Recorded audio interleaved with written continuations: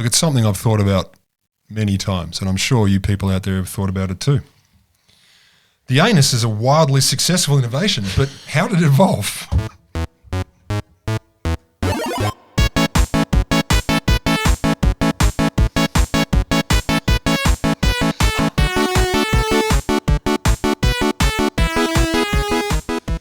Welcome to a little bit of science. I'm Will Grant, Associate Professor of Science Communication at the Australian National University. I'm Rod Lamberts, a 30-year science communication veteran with the brain of a teenage boy. And today we're going to explore the evolution of the anus. Obviously. Cybercrime. We're going to have a little, oh no, tech bro. Oh no. I'm going to tell you about the bad manliest scientist. Bad manliest? Bad manliest. I don't know, maybe. He's a good guy. We'll roll it out with and we'll end it off with a little bit of, or nearly end it off with a little bit of what I call ethics, schmethics. And a tiny bit. Yeah. A tiny bit of space news. That space is big. So how long have you been pondering the evolution of the anus? And should I get you help? I think about these things. I think about many things. I'm a thinker. And this one I've been thinking about for at least since I saw an article in New Scientist a month ago. Okay. And that sentence, the anus is a wildly successful innovation, but how did it evolve? I'm like, innovation? For starters. Look, I can imagine there was a time when a bacteria or some later organism, and you'll tell me, was getting a bit clogged up, and there was nowhere for it to go. Backed up bacterium. And innovative thinkers of the time said, what about... Let's rip a hole down there. An escape hatch. Exactly. Pop the seal. Yeah. Look, allegedly... This is my TED Talk. Exactly. This is what we all need. How do you know? Personal experience. So allegedly among folks who study such matters, this has been a long-standing question. How the hell did the buthylae evolve? When he says buthylae, it's butthole. But if you don't be so savage. I'm just so that listeners are like, buthylae. Like, what does he mean? Sound out the letters. Yeah, I know. B-U-T-T. I know. I'm just helping the listener. H-O-L-E. They might think it's some sort of, I don't know, where your people come from that you call it the buthylae. Aranda. That's a suburb in Canberra. I'm not disparaging the tribes of the same name. Anyway, the question might have been solved by genetic studies. They're looking about, in particular, animals to sort of try and use genetic developments and associations with parts of the body to work out how this wildly successful innovation came apart. Oopsie. So there was an analysis that suggested it probably began as an opening used to release sperm. Really? I know. Really? See? We're 3 sentences in and you're going... Well, I wouldn't have guessed that first. Nope. Me neither. It's got all my favourite pants things. And so they reckon that basically it was an opening probably used to release sperm, but then the opening later fused with the gut. Okay. Which is an example of evolution repurposing structures. Do they have an idea of the animal or plant? Okay, that's not evolution. The tree turned into a dog. Yeah, That's a hell of an evolution. It was a tree that was releasing sperm through its brand new butthole. Exactly. What animal? What are we talking here? We're probably in the realms of sort of your jellyfish worm type creatures. That level. Okay. Yeah. And so I love this. Yeah, this example of the sperm opening thing that may have been the precursor to the anus, later fused with the gut, and evolutionary repurposing. Or as one of the main researchers in this story put it, once a hole is there, you can use it for other things. This is a quote from New Scientist of a researcher at the Friedrich Schiller Universität, Andreas Hejnol. Anyway, so scientists generally thought animals evolved a mouth and gut before the anus. What happened? A mouth then? and a gut and no date. And so are they putting through their mouth? Yeah. Oh. So the jellyfish, they say, and there's some like this still, this is why they suspect an evolutionary link, that have to, as they put it, expel the remains of their last meal out of their mouth before they can eat again, which would make eating out in a restaurant give it a different sort of vibe and flavour. Are you hungry? I will be. So based on this idea, an early idea about how animals evolved anuses is that their mouth split in two.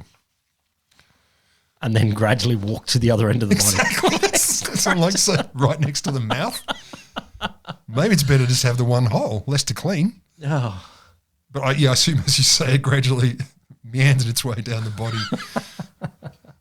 But then, so in 2008, Hejnol, you can use holes for everything guy, he showed that genes controlling development of the mouth region are quite different to those of the hindgut, so, the anuscular region, as it's not ever called. So he reckons there must be an independent origin to the anus. Oh. I mean, obviously. So he started tooling around with a worm-like creature that you find on the floor of the sea called a Xenotubella bocchi. You know the one? Mm-hmm. They're worm-like. They have a mouth and gut but no anus. Okay, all right. So, evolutionary throwbacks possibly. So he said, look, it could be a living representative of this ancient group that was intermediate between ancestors of jellyfish and the first animals with a date. So these creatures, in the creatures that we're talking about, these worms, boy worms have a separate hole for releasing sperm. And they call that a male gonopore or gonopore. I don't know why. Apparently, the impression I have is women or lady worms have them, but theirs don't have ones to release eggs. Their eggs come out of their mouth.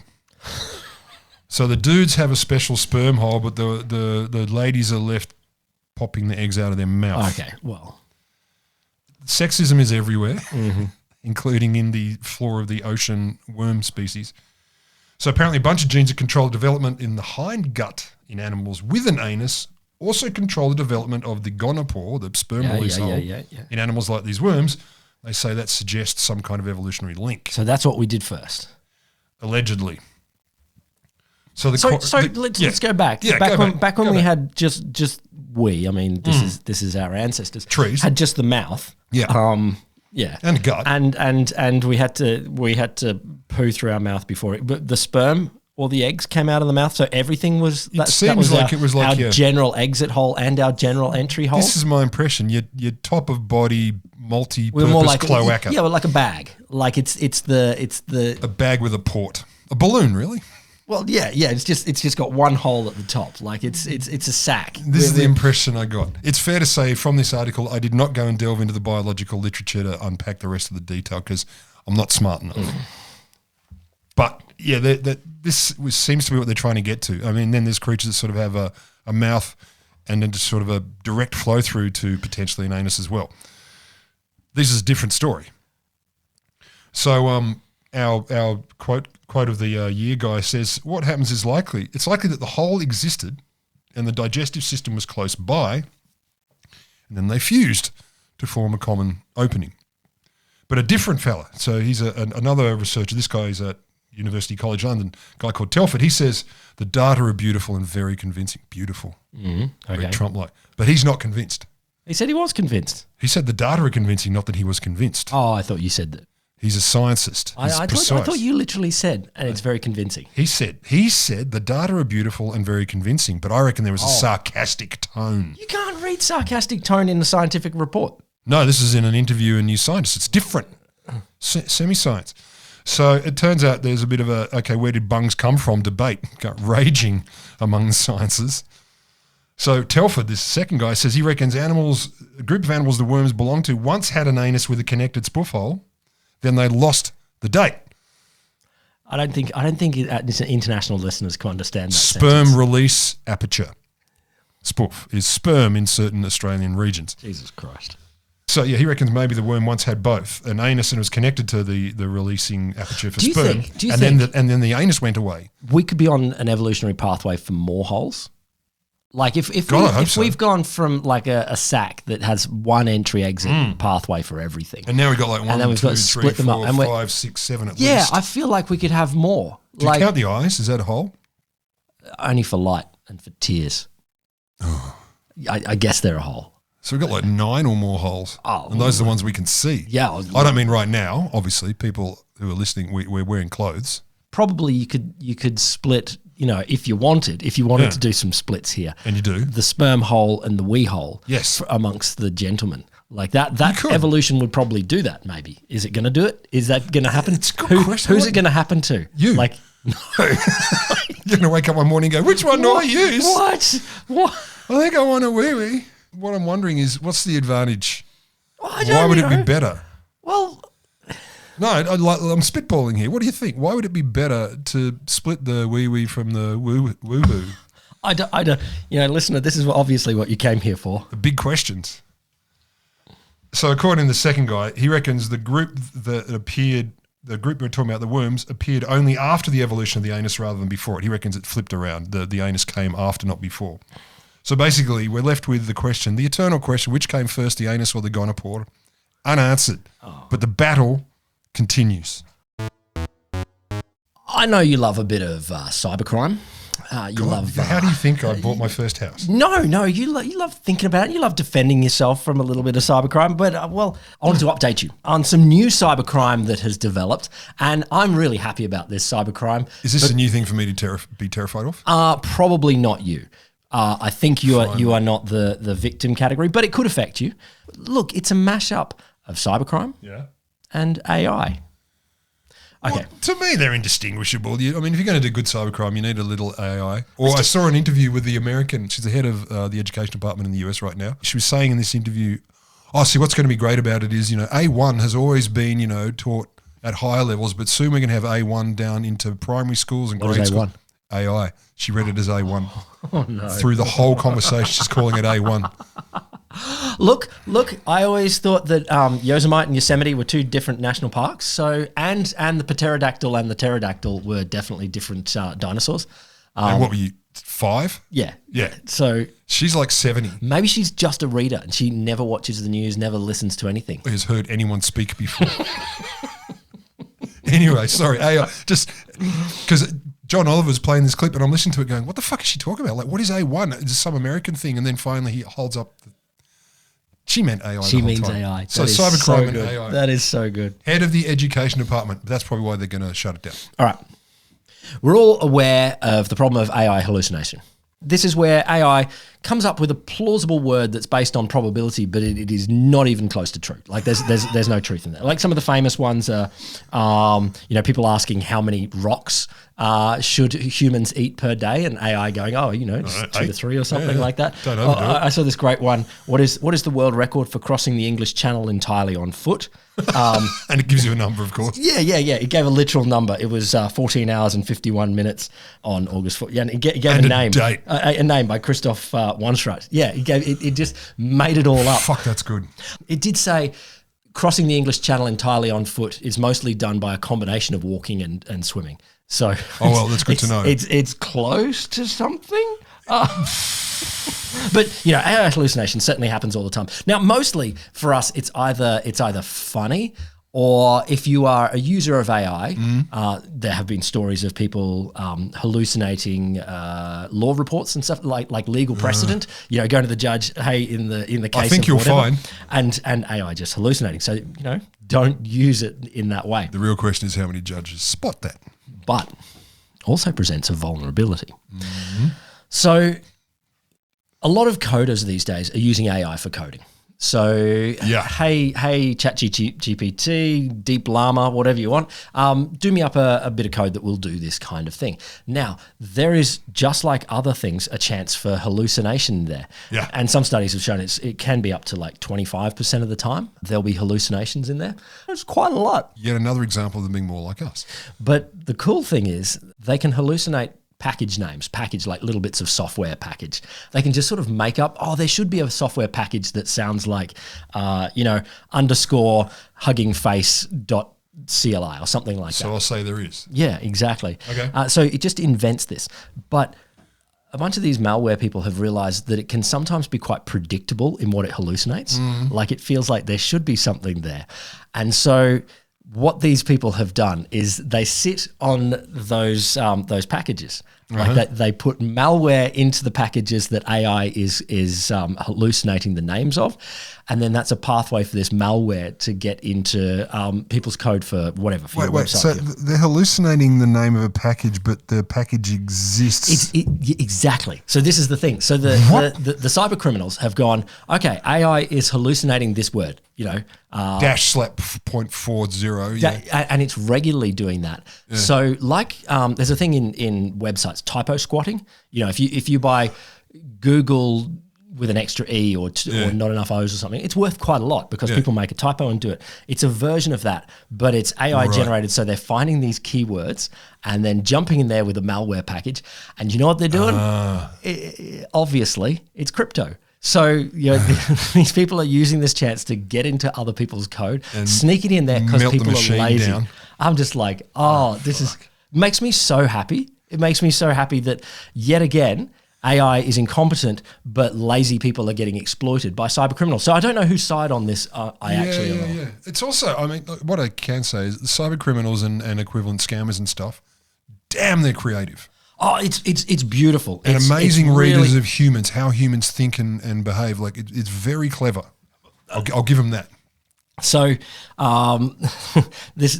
they've published this user called _Ian, a dark web player. Has called Ian. Called Ian. I'm Ian. I am the dark web. You're not Ian. Go to bed. Your mum's calling you. No, Ian's fine. Ian. You're on the dark web. It's just Ian. You don't go by something more complicated. I'm sorry. The name Ian always makes me think we're in some Italian restaurant in Italy, speaking Italian badly. Yeah. And there's this older, very clearly English couple. And the waiter comes up and goes, good eye, what would you want, mate? That's perfect accent. Not sure, yeah. Ish. And the guy never says a word, and the wife of the couple says, I'll have the blah, blah, blah, blah, blah, and Ian will have the halibut. And I just thought, it's just so adorable, the way she refers to her husband in the first person to this waiter who has no idea who he is. And Ian just sits there quietly going, waiting to see what he's going to be fortunate enough to get. And I can't hear the name Ian now without, and Ian will have the halibut, whatever the hell it was. Anyway, _Ian from the dark web. He's made up a whole video of how to do this. He's automated the creation of thousands of packages that squat on these regular hallucinations. Yeah. Using ChatGPT, obviously, to generate all of the plausible sounding variants of the names at scale. And so... Clever Ian. It's clever. Clever Ian. And I did like this article that was, so a lot of this came from the Register, and it ended with this argument. This is a long-winded way of rephrasing Microsoft's AI boilerplate text, which warns not to use AI for anything important.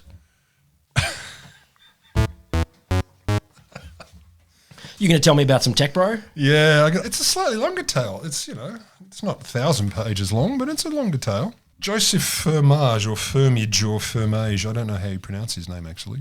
Have you heard his name? You could have practiced this earlier. I did. Listen, he could have done this. Or you could just skip through and not get distracted on that. Joseph Firmage or Firmagio. Oh my God. Firmage. Oh my God. Listener, you should do a podcast with this guy. Good luck. It's hard enough to get me to do this one. I'm terrible. So he's a great grandson of a Mormon apostle. I saw some sources that suggest he was related to Brigham Young, of the Brigham Young Mormon University fame, and the son of a, quote, well-connected military man. So he's raised Mormon. What era are we talking? Who is this guy? We're talking the 70s. Raised Mormon, grew up hearing stories about, otherworldly humans who led Joseph Smith to see golden plates delivered by a salamander, and that turned into the Book of Mormon. So he's raised on these stories. Fine. In the 90s, he was living the tech pioneer dream. He's like the early version tech bro. So he founded Sirius Corporation in Salt Lake City. He was 17. He sold computer programming tools. Novell bought the company in 93 for about 24 million. 24 million tech bro. So it's pretty impressive. At 23, he became an executive at Novell. The company was credited with creating local area networks and making them scalable, rolling them out and making them functional. And you can't underestimate how important that was when... Sure, no, I get it. When the web began. So that's 93. 95, he and some buddies left Novell and they co-founded a company called US Web, which apparently was honking along doing great. Forbes magazine went on and said, Firmage is one of the masters of the new universe. which is pretty cool. So he's basically one of the people who laid the foundations for the internet. Pretty sweet. Then, 1998, a few years into his tenure as the CEO of US Web, he was asked to resign. And people at this time were starting to call him the Fox Mulder of Silicon Valley. For you 8 to 12-year-old listeners out there, that's from a show called The X-Files. And Fox Mulder, was very interested in all kinds of particularly alien stuff. Thanks for the explanation. Well, there's some of the 12-year-olds don't know. I know you know. You're an aficionado. So why was he asked to resign? Basically, about the time the Forbes magazine proclaimed him master of the new universe, he started telling anyone and everyone who would listen about the visit he had by an alien. Here's how the visit ran. All right. He was in bed, probably awake now. A bearded gentleman with dark brown hair It's an alien? appeared above him, manifested. Uh-huh. Why have you called me here, the guy says, clearly irritated. I want to travel into space, says the, quote, astonished Firmage, who spoke without a moment's deliberation. Apparently he just took this in his stride. He woke up, there's a floating bearded brown He's haired saying, guy. why did you call me here? I'm a bit peeved. And he goes, oh, well, I want to travel into space. Did he know that was on the cards? Like, is that an option here? I don't know. That's just, he just sort of took it in his stride, apparently. So the dude apparently was still like, I don't give a shit. So he says, why should I grant you this opportunity? And he says, Firmage says, because I'm willing to die for it. Which Afterwards, hopefully. it's what I'm thinking. Like, well, if I kill you, I can't. I take your body. Just take your soul. So then the man apparently produced a sphere, which was an electric blue ball about the size of a rock melon. Mm-hmm. The sphere entered Firmage's body, took command of his muscles, and produced unimaginable waves of uber-orgasmic ecstasy. Ooh. The quote, the most unimaginable ecstasy I've ever experienced, a pleasure vastly beyond orgasm. Oh, vastly beyond. Which... Sounds good. Sounds good. I mean, if you're, down for a bit of sex and someone pops out the blue orb, now's the time. Like, sure, but he wanted to go into space. So I didn't ask for climaxes. I asked for space travel. So apparently he just kept talking about this encounter over and over and over and over again to anyone who would listen in business meetings everywhere. Business meetings. It's a great way to add to your credibility. Can you imagine? Yeah, you should buy this server farm, et cetera, but this dude put a blue ball in me and I came my bum off. I feel like it's like when you do the, you go around the meeting at the beginning of the meeting. It's like, hi, I'm Gary from accounts. I'm Linda from, logistics, and I'm Firmage, and from the mega I had the blue orgasm ball. I had an experience from an alien. Listener, if you ever get a chance, introduce yourself at a work meeting like that and let us know how it goes. And if you record it, we'll send you $5 Australian. Sure. Cash. Sure. Cash. That's either going to be worth, by the time you hear this, a lot or nothing. So his obsession, apparently, he's obsessed with aliens and it filtered into his work. So basically he got to a point where he said, I'm going to design an anti-gravity propulsion system. Sure. Because this is the obvious next step. Because the orgasm ball told him to, or not clear. Just I think basically he started to get into aliens. Then of course Beard Boy came along and made him come hard, and he's like, "Oh, aliens are awesome! Anti-gravity propulsion device. Okay, I'll build one." As many people have done. This is a logic progression. I mean, you've heard these steps of reasoning before. It happens all the time. So he starts trying to get into that, or at least talking about it a lot. So by the beginning of the 21st century, he's surrounded by true believers, people who are like, this dude's got shit going on and he's got this bold vision for a clean and limitless energy and an anti-gravity propulsion system. So he did the smart thing, and he's a tech bro. He goes, I'm going to monetize this. And he basically creates a Ponzi scheme on this non-existent anti-gravity propulsion system. So he's genius. Okay. Freaking genius. And apparently the story runs, the strength of his obsession, but I'd say also straight up lying, attracted, let's call them optimistic investors. So some people were handing over like $100,000 lumps to the guy. And other times, even with other people or the same people, he'd say, I also might need $200 for, one article says, various doodads and repairs. Yeah, of course. So he nickel and dimes as well as getting these lump sums.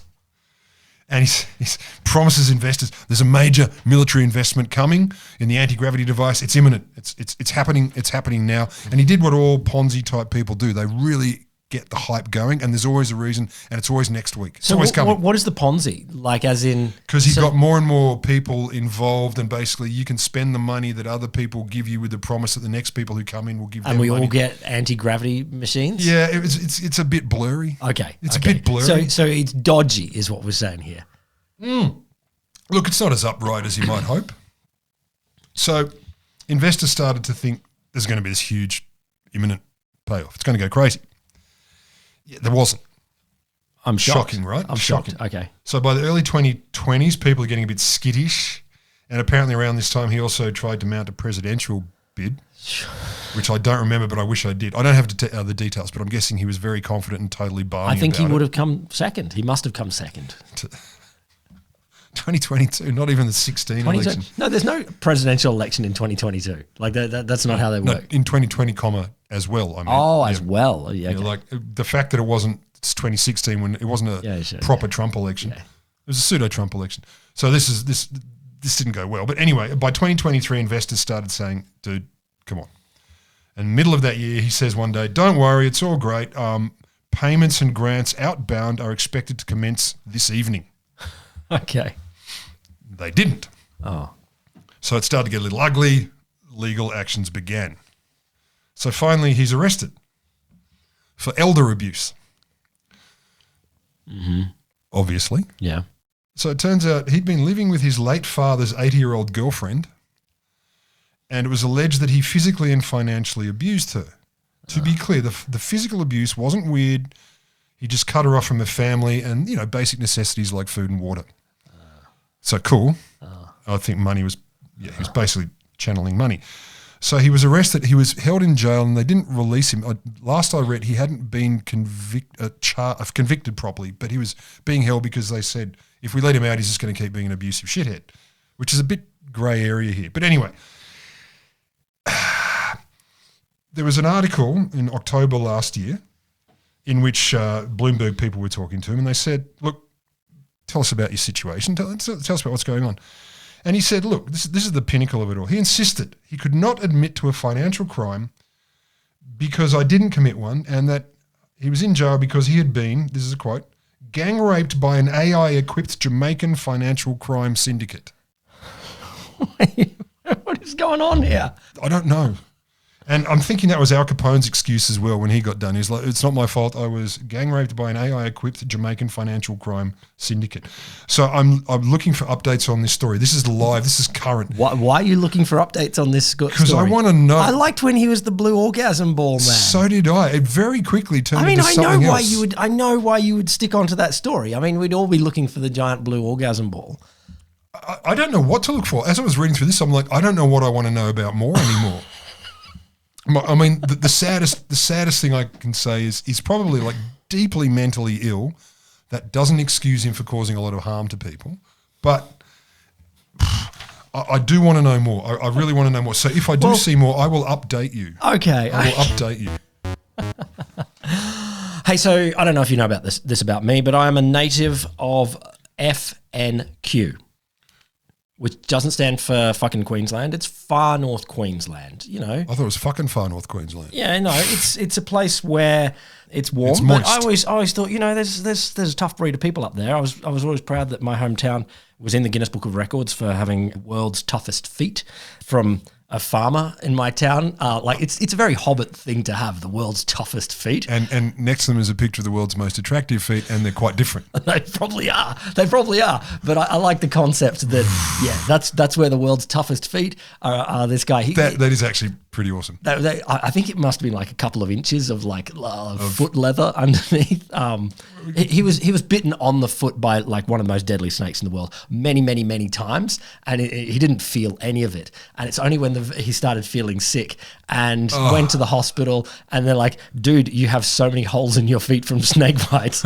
And he's like, I don't feel anything. Were you around any taipans at all? So I got a story for you about from how tough you are.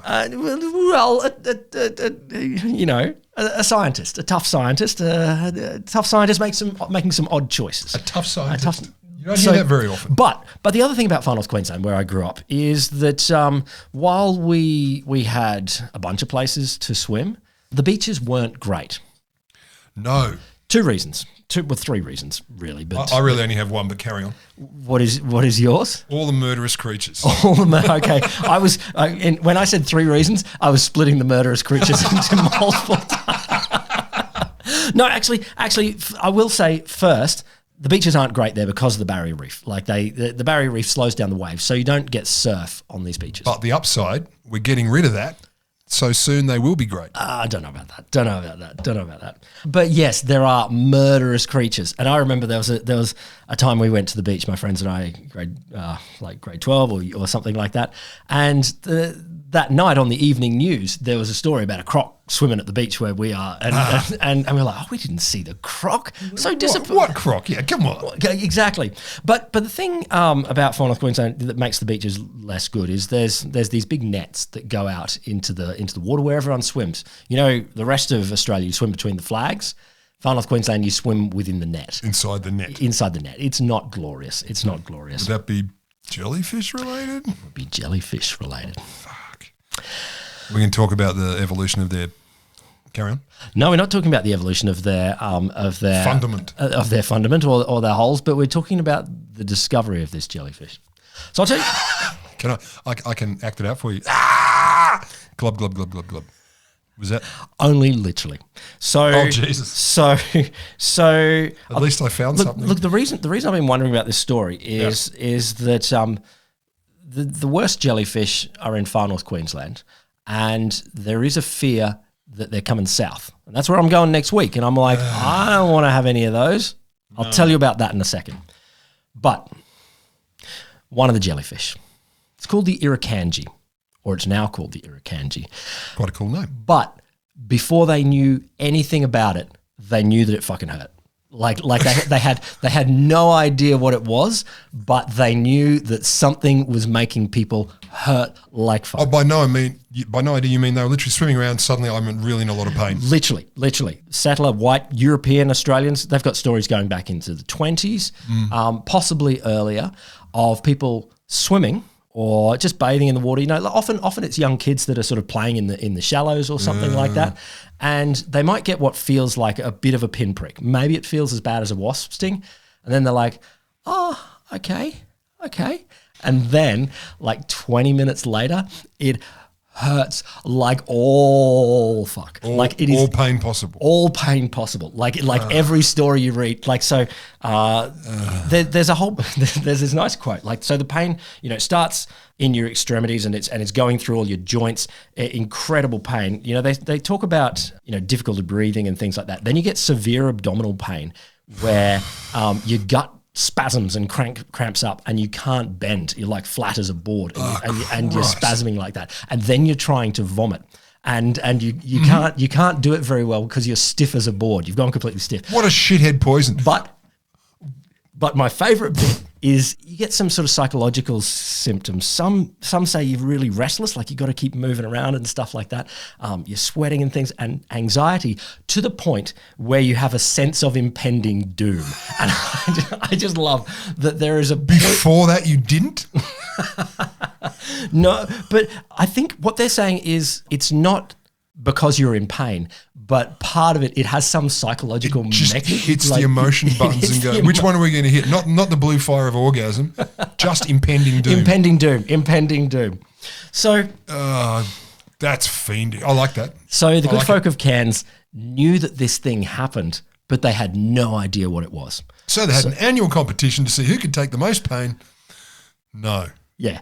Well, not quite, but not far off. The look you gave me was a combination of delight and how the fuck did you work that out? And so it had been happening at certain beaches around Cairns. Kids go swimming, particularly over summer, and they're like, "What is causing it?" And what they decided, originally a guy named Harold Flecker, who he was described as dogged in his pursuit of whatever was causing this irukandji syndrome. They gave it the name based on the local people that lived in the area. How delightful. The indigenous people that lived in the area. And they said, well, it's based around here, let's call it the irukandji. But they had no animal, no thing associated. He was dogged in his belief to find it until he died. And then the mantle was handed on to... He's not his child. To Jack Barnes. So Jack Barnes. Barnesy. Yeah. Like his obituaries described him as no, he dies much later on, but he described him as an affectionate man. But I also saw him described as an ex-commando and could be quite taciturn. If someone said to me, "Come and meet Barnesy," and like, what's he like? He's an affectionate ex-commando who can be quite taciturn. I'm like, I'm already intimidated. So, but this is what form does the affection take? This is my idea of a scientist in far north Queensland in the 60s, 50s, 60s, 70s. I didn't hear scientist in there. Well, he is as well. But he's an ex-commando and he's quite gruff and. He goes on like this pretty big detective investigation, trying to find out what. Oh, and he's a detective. Well, like as in like a scientist detective. What is this guy? What could it be that the Irukandji could be? Is he also an excellent dancer? And he makes pots. Well, he does spasm at some point. Okay, well that's a form of movement. Look at this photo of him. This is him in later life. Damn. He's got the durry out of the mouth. Look, anyone who smokes and doesn't care, I've got to say, I wildly respect. Yeah. I wish I didn't care because smoking's awesome. This is not a formal health announcement. Jack Barnes said, all right, what we've got to do is, first of all, whenever there's a stinging reported, so someone has this syndrome at the beach, we've got to get there quickly and get the lifesavers. How long ago are we talking? So Jack Barnes is doing this work in the 50s and 60s, the 1950s and 60s, but they had been collecting records back into the 30s. They're like, okay, what is causing this? When it's reported, so like he listens to ambulance radios or health people lifesavers. or lifesavers. So it's the lifesavers and ambulances because a lot of these people are getting treatment because they've been stung and they're in a lot of pain. Yeah. And they're like, okay, tell us any stories about this and I will come up to that beach and sample and document it and try and get an idea what it is. Okay. But they go out there and they look around and there's nothing there. There's nothing that they can see. The water. Well, eventually, they heard there'd been a bunch of stingings at Palm Cove Beach, which was the place where I saw the crocodile. Well, I didn't see the crocodile. That's where the crocodile was swimming at the same time. Yep. And after there'd been some stingings, a crowd had formed, and they're like, okay, maybe there's something in the water. So he goes into it was like a vigilante mob. We will catch it. Well, it is a little bit vigilante mob. Yeah. And he goes into the water. He's got a glass casserole dish. That one story, I think he's got a sieve as well, but he's looking for things that are weird, and he spots like it's. They describe it at some point as hard water. The eventual jellyfish that they find is about as big as the tip of your thumb. Serious, it's tiny. But then it's completely translucent and clear. You can't see it. You can only see it when it's sort of reflecting off something like the light reflects hard off water, it. Makes sense. But it's got these long tentacles that are about 1 meter long. And it can move at like 2 knots, which is not terribly slow. Like that's 3.2 kilometers. Yeah, something like that. I think a knot is 1.6 kilometers an hour. Yeah, there you go. So it can move. So anyway, in American, 500,000 miles. So early in 1960s, Jack Barnes and his son Nick Barnes went to Palm Cove Beach. There'd been some recent stingings. With a glass casserole dish, he and a volunteer lifeguard scooped up something about the size of a tip of a man's thumb, translucent with 4 long tentacles. Now, as was the common practice, what they needed to do at this stage was eat it. No, is rub it on your skin to see if it gives you the Irukandji syndrome. How is he going to find out? He has spent the last 10 years grabbing things out of the ocean and rubbing them on himself to see if... And he's the only person to be disappointed that doesn't end up with an impending sense of doom and stomach spasms. Yeah, every time. It doesn't give him Irukandji syndrome. But he's like, well, ladies and gentlemen, there's a crowd formed. They're watching the scientist at work. Yeah. I will be rubbing this on my skin, but I will need a volunteer from the crowd to hold me down. No, to also put it on their skin, which I'm not sure why. Because he's like, I need like a control condition, or it's not even a control. I just want to make sure it's not an idiosyncratic reaction. Actually, no, he did spend a lot of time in his paper. I read his paper trying to rule out, could it be an idiosyncratic reaction of a normal jellyfish to someone with a hyperallergy or something like that. Hyper-Barnes syndrome. And the crowd, everyone starts looking at their feet and going... No, literally. There's one story. His son tells the story much later. They search for it. Like the crowd... No, the crowd was all a little bit... a little bit shy. No one was keen, and I think he might have called them. He might have called them puny at some point, like this commando scientist yelling at them all. And then pack of punes. Young Nick Barnes, his son, who is 9 years old and looks a lot like this guy. Like this is a photo of him from when he's 9. Like he looks like a fresh-faced little baby boomer clean kid. cut 50s child. And I was jumping up and down saying, "Sting me, sting me." Jack Barnes told off the crowd for only having a puny little boy to sting, so the lifeguard volunteered as well. But the boy isn't off the hook at this point. Oh, of course not. So because we know it only affects adults.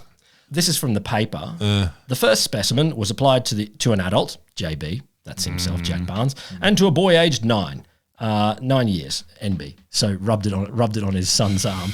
A robust young lifesaver volunteered to test the second specimen. The jellyfish was placed in contact with the inner surface of the upper arm of each volunteer. The effects were not long in coming. Oh, dude, this is your 9-year-old son. Wouldn't you? Look, I get the idea, but if my 9-year-old boy's there and I want to know if it's going to work, first I'd rub it on me and wait. Did it make me explode? I'm not putting it on the kid. So the effects were not long in coming, and so he describes in long detail the spasms, the vomiting, the going board, rigid as a board. But I did like, there was one bit where he says you kind of double over and you kind of squeeze, not unlike an infant with a full nappy, which. So you make bog position. Yeah, you're like stuck there. You hunker on down and ready for business. So 3 of them are spasming, and they all get into the car to drive to Cairns Base Hospital, which is 20 minutes away. Drives because he's a tough man. That's what there is no one else in the car, according to this. I think Nick Barnes, the boy, is the 9-year-old drives. He's stretched out across the back seat. And it's an old school like Holden station wagon where you wind down the back window with a handle, and he's like, that's great. During the 20-minute drive to Cairns, JB drove, the victims were in considerable distress, heightened, it seemed, by the necessity to remain seated. I think he means you're in a car. But and if you're flat as a board because of the spasming, sitting in a car, I do like the idea drive. He drives himself. Trying to drive. But it's a 3 on the tree automatic at least. Doesn't have to worry about that. I am hoping he's got a durry out the side of his mouth and he's just looking cool. Got to calm the nerves. All had abdominal pain and back pain in the anterior chest wall, with some difficulty breathing and diffuse aches in muscles and joints. NB, remember this is 9-year-old son, felt very cold and was shivering violently. Like, dude. I would have paid attention to him, but I was busy trying to remember whether I was turning left or right. 40 minutes after the stinging, the abdominal musculature of the 3 subjects was in unrelenting spasm, so rigid as to warrant fully the term board-like. Undoubtedly, the advent of coughing and retching made the peak of misery for the 2 adults. I should have asked this earlier. Were people known to have died from this situation? Interesting. Earlier, I mean, before they got to this. No. Horrific, but not fatal. So there are stories. So I will tell you, people have died from Irukandji more recently in 2002. And one of the stories that Jack Barnes relates, which is, yet again a lesson in all Western science, is when they went and asked Indigenous people. Actually, this is up in New Guinea, but they're asking people in New Guinea. Oh, wait, why don't we ask people who live here? Yeah. Oh. They're like, oh, yeah, here it is. Like, here's the cause of this. And he describes him as a witch doctor, but let's just call him a person with knowledge. Said that librarian. If you were stung when you were a long way out in diving, then you'd have a lot of trouble getting back. Right. Like that might be the most likely way. So it's not the poison itself. Yeah. So I think the 2002 deaths may be associated, like there might have been a heart attack or something like that. So not necessarily the poison itself. I'm guessing also perhaps car accidents. If you're driving yourself to the hospital. They all got a pethidine injection. Oh, and God, pethadine's good, bad. And this is what he's like someone just took these bricks off our chest. They were all like just straight away. They were just like, oh, it's awesome. Young Nick Barnes eventually fell asleep and woke up around dinner time, feeling quite functional. This is the story that Nick Barnes told ABC like 50 years later. Yeah. I was not allowed to skip school the next day. Oh my God. Have you ever had pethidine? No, maybe, I don't know, I can't remember. Pethidine, I've had a lot of painkillers for different surgeries and stuff. Pethidine is amazing. It's terrible because you forget everything, and apparently it's a bit truth serum-like, and I apparently got a bit truth serum-y after one event. I have zero memory and it never came back, but I was told I was, very truth-seeking. Good truth, bad truth. Apparently not great. Oh, great. Fine for me, but not for the people about whom I was telling the truth. Yeah. Young Nick Barnes is telling his dad where he that's what I mean. But the pain relief was amazing and instantaneous, like phenomenal. He did say that pethidine worked really well, but not always. So, look, the reason I was looking into this is that I've heard so many stories of Irukandji as a horrific thing in far north Queensland. It apparently costs the Australian government like $3 billion in tourism losses because a bunch of people are like, no, I'm not going to go there because I don't want to get stung by the killer jellyfish. Speculative loss. Yeah, but I think it's plausible. It's definitely understood that people choose not to come to Australia or come to far north Queensland because you're going to get jellyfished. So go to a different part of Australia. There's a fair bit of it. But people in southeast Queensland, it's one of the climate change stories where they go, but we don't want beaches like Cairns. Sorry, Cairns, but your beaches suck. And if Irukandji comes south, then they're quite worried. And there have been Irukandji spotted on the Sunshine Coast, which is coming further south. So I thought, okay, so what is going on here, and is it likely to do this? There's a lot of people that are tracking Irukandji looking at the stings, or looking at, there's not as many stings these days. So what you need is bigger casserole dishes and sieves to be sure. Literally, there's lifeguards doing the sieving, but they're also doing great work using eDNA, which is looking at the stuff that animals leave behind, like poo usually, but other things like that. Environmental DNA, they can see, we can track animals, and they're looking at Irukandji there. But I just wanted to leave you with some good news that thanks. Like Jack Barnes, for geographically thinking listeners, Jack Barnes told in his 1964 paper stories of Irukandji south of Brisbane. Oh. And the idea is that since previous to that time, there has been occasionally Irukandji coming all the way that far south. Wow. But also, whilst climate change will make oceans warmer, and it might be that Irukandji can survive further south, the other part of climate change is ocean acidification, and that might mean that they can't come further south. So, fuck yeah, you don't need to worry so much. We solved it in advance by making another thing bad as well. So there you go. There you go. People say we don't fix things; we just break them. They're wrong. So I've called this one, I put it under the title of ethics. Schmethics, but it could also be art and science come together, but should they? Or it could also be called ooh or wow. You just call it what you want. I'll call it what I want. So there's a new art installation, or at least recently in Australia, and it's called Revivification. Revivification. We're reviving something? Yeah, re-enlivening perhaps. Or nice. Pretty straightforward. So it revolves around, or it's centered on an American experimental composer called Alvin Lucier, who died in 2021. Okay. So the installation, the artwork, there's a plinth, which, as I was reading this and rereading this, the word plinth lost all meaning, and it's a very funny word, plinth. Oh, no, totally. Plinth. Yeah. I would not call my child plinth. Plinth. Well, that's plinth, come here. Plinth. Plinth. Naughty plinth. I mean, you could do it for a dog. Call your dog plinth. You could, but you shouldn't. What do you call them for short? Or plur. So there's a plinth. On the plinth, an in vitro brain. Mm-hmm. What is the brain? This is not theoretical. Just for the in vitro me in a bottle. In a bottle, yeah. Researchers at the Harvard Medical School got stem cells from the artist Alvin's white blood cells. Yeah. Extracted stem cells. The project team, which is 3 artists and 1 neuroscientist, programmed the stem cells to grow cerebral organoids, aka they resemble cells of a developing human brain. So this is going well. The brain was grown, or the brain-esque thing was grown on top of an electrode mesh that connects it to 20 large brass plates around the exhibition room. And visitors can listen as the brain fires off electrical pulses that trigger a transducer and a mallet behind each plate that strikes them to produce different kinds of sounds.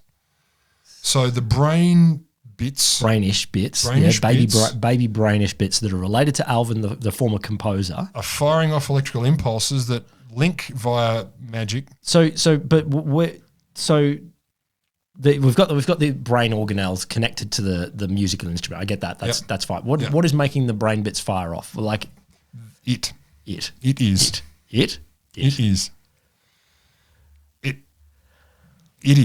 It is firing. These things have Don't we need to give function.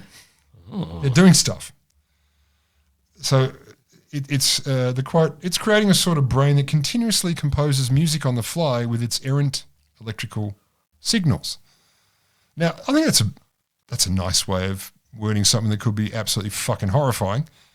But that's just me. I'm no neuroscientist. So it I don't know what's so horrifying about it. It sounds great. yeah, I mean, what could possibly be any implication? Let's add, it not only generates sound, the cerebral organoids can also receive sound picked up by microphones in the gallery. So I suppose you could say it can sort of hear as well. But don't worry, apparently it is not conscious. Okay. To which I reply, how do you know? But how big are these organoids? They're like one neuron or two or three. They're a metre across. No, but when it's not like a super brain. It's like huge. It's just like a tiny bit of A lump of brain-related goo bits. But multiple cells. Multiple cells. Okay. Like multiple cells. So they are very clear to say, oh no, it's not conscious. Imagine if you died. I mean, you know, when you're 106. I was in such a good mood. No, and they get your brain goo and they hook it up to a computer that allows you to type emails after you. Thank God, as long as I'm only responding to forms. I feel like at least music is like he got pleasure out of this. That sounds nice, but I think being hooked up to your job after you're dead is a little bit unfair. I don't know. I'm conflicted because I don't know what the experience. Like at first, I was like, okay, it's just some functional elements that fire some synaptic functions. I don't know, but then they add, it can also. They didn't say here, but that's the gist, right? It can also respond to noises from the outside world, and I'm like, what else? Let's go back on respond. It's getting inputs from there. Yeah, fair call. So, but it can get inputs. That's a fair point. It can get inputs. So they've plugged in a microphone. I mean, squeezing a microphone into a pile of goo does not mean it's getting inputs. No, it doesn't necessarily. So what's the music sound like? I could not find any examples. Maybe you have to go to the exhibition. I assume it's a bunch of clanking and banging. It doesn't really it would depend on what it's hooked up to is my bet. I don't know. That's the thing. Nothing I could find said whether it was beautifully orchestrally related and look, tonal or atonal. If it came out beautifully orchestrally, that'd be more disturbing. I'd be like, what the hell? Yeah, but I think the tortured clangings of a soul that's been mangled into a brain organ and trapped, banging on things again. Not great. Well, isn't that what you listen to anyway? That's your Norwegian death metal. I don't listen to that very often. Doesn't Hans recommend many of those things? Yes, a good friend of the podcast does, but he has a broad and eclectic taste. So one of the main artists and the creator of the project, so the head artist, he says, this is a couple of quotes. When you look down into that central plinth, you're crossing a threshold. You're peering down into the abyss and you're looking at something that's alive, just not in the same way as you. God. Okay, mate. The central question people want to ask is, could there be a filament of memory that persists through this biological transformation? Can Lucier's creative essence persist beyond his death? God, I hope not, because that would be a person trapped in a glass jar in a gallery I don't know, maybe he'd love it, because this is the bit I loved.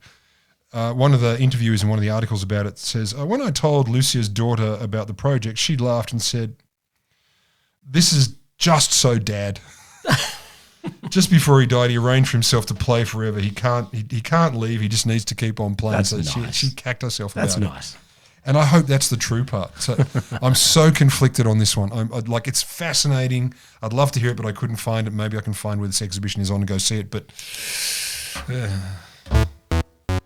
I got a little tiny one. This, unfortunately. No, don't do. It's totally normal size. No. This is it's just quick, but it's an update and something that you might be very interested. Have you heard of the planet K2-18b? Oh, it's my favorite of the B series planets. Yeah, well, it's a sub-Neptune-sized planet, which means it's smaller than Neptune but rocky.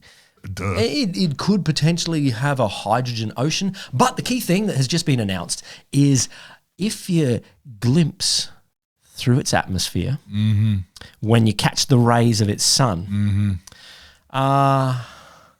it may have a bit of dimethyl sulfide in there. And the thing about this... There's another one. There's two of them. Yeah. Dimethyl disulfide, I think. Duh.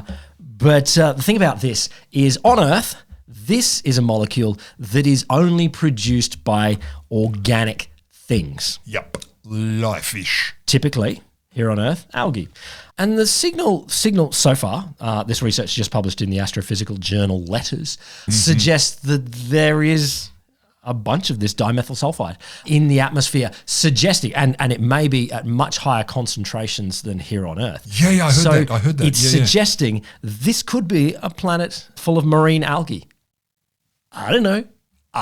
Here's my response, because I literally just heard about this afternoon, just snippets, and my first response was, why is it always fucking goo?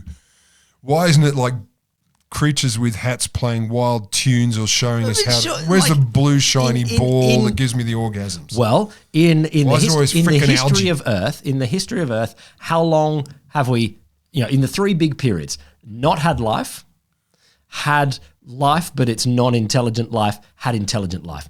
Not much. It's the tiniest sliver of intelligent life. life. It's 124 light years away or something like this. 120 I got, but 120. So it's slightly in the past. What we're seeing is slightly in the past. So it's 120 years in the past if you're technically doing that. Yeah. So yes, they could have got Shitload can happen in 120 They could years. have got to the Mos Eisley Cantina by now. Yes, they could. Maybe. Look, we are far more likely and I think we don't have evidence either way on this. One theory is life is utterly unique to Earth, and we're the only example, the only intelligent example. That's the only thing, and maybe it required some sort of special spark. God saying, "Here you go," or two other components: lower levels of life, single-celled organisms or non-intelligent life is common. It's a thing that has evolved many times.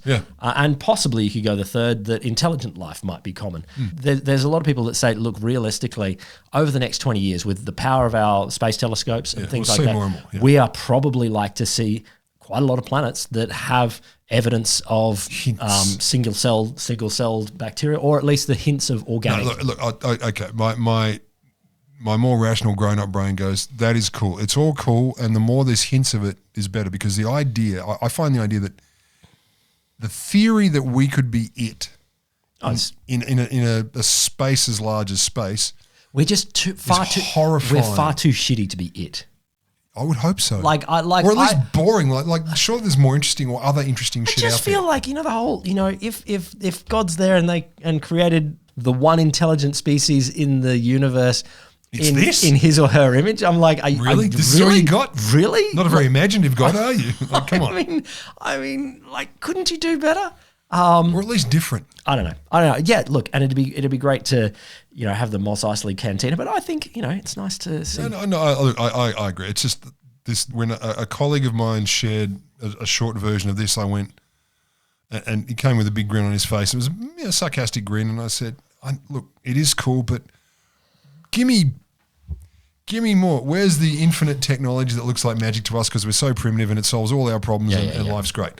Could we have that too? Well, I don't want to be ungrateful. There's Tabby's star out there. That could still be a Dyson sphere or something like that they've built up over the last little while. So you people out there who are listening to this, first, thanks for sticking with us for, how long is this episode? 5 hours? No.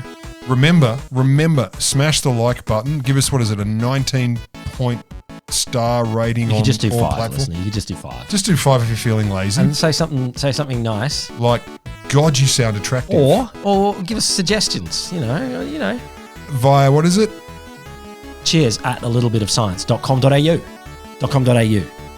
Cheers at alittlebitofscience.com.au. Yeah, give us suggestions, ask us questions, talk about how attractive Will's hats are. You can't see them, but they are. Thank you.